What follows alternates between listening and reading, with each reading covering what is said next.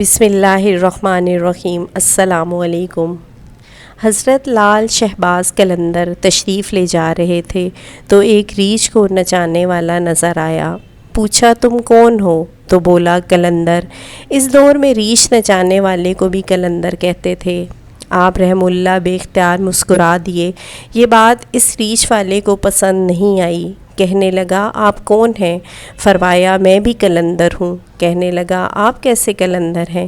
نہ آپ کے پاس ریچھ نہ ڈگڈگی، تو تماشا کیسے دکھائیں گے؟ فرمایا پہلے تم دکھاؤ پھر میں دکھاتا ہوں۔ ریچھ والے نے ڈگڈگی بجائی اور ریچھ کھڑا ہو کر ناچنے لگا۔ اس نے کہا اب آپ کی باری۔ حضرت لال شہباز قلندر دو درختوں کی ٹہنیوں پر کھڑے ہو گئے اور فرمایا نیچے سے گزر جاؤ، مگر یاد رکھنا آگے جانا، مگر واپس کبھی مت آنا۔ جیسے ہی وہ نیچے سے گزرا ماحول ہی بدل گیا۔ نہ وہ سورج کی گرمی نہ وہ گرد و غبار، جہاں تک نظر دیکھے خوبصورت پہاڑ، سرسبز وادیاں، نہ موسم گرم نہ ٹھنڈا۔ ابھی اسی سوچ میں ہی تھا کہ دیکھا کہ ایک عظیم لشکر سپاہیوں کا گھوڑوں پر سوار تیزی سے اس کی طرف بڑھ رہا ہے۔ وہ گھبرا گیا کہ آج تو جان گئی۔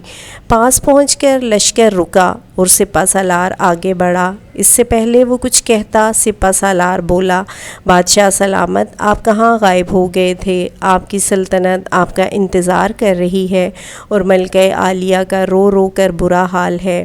اب وہ حیران پریشان شاہی گھوڑے پر سوار ہو کر ساتھ چل دیا۔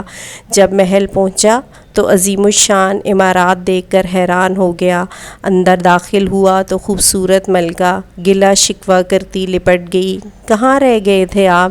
سب بھول کر نہا دھو کر شاہی پوشاک پہن کر تخت پر بیٹھ گیا۔ سالوں گزر گئے، بچے ہوئے، پھر شہزادے بڑے ہو گئے، بڑھاپا آ گیا، جسم سے جان، منہ سے ذائقہ چلا گیا۔ ایک دن اپنی سلطنت میں دریا کے کنارے بیٹھے خیال آیا کہ آخر ہوا کیا تھا۔ اسی جستجو میں وہیں پہنچا جہاں پر لشکر تھا تو دیکھا وہ درخت بھی موجود ہیں۔ سوچا چلو دیکھتے ہیں کیا، اور درخت کے بیچ سے گزرا۔ ماحول بدل گیا، وہی وقت وہی مقام، سامنے اس کا ریچھ اور ڈگڈگی پڑی ہے، وہی گرمی وہی گرد و غبار۔ پیچھے دیکھا تو حضرت لال شہباز قلندر رحم اللہ سرکار کھڑے تھے۔ اس کی حالت غیر ہو گئی۔ بولا جناب میری سلطنت، میری ملکہ، میرے شہزادے۔ تو آپ نے فرمایا سب تماشا تھا۔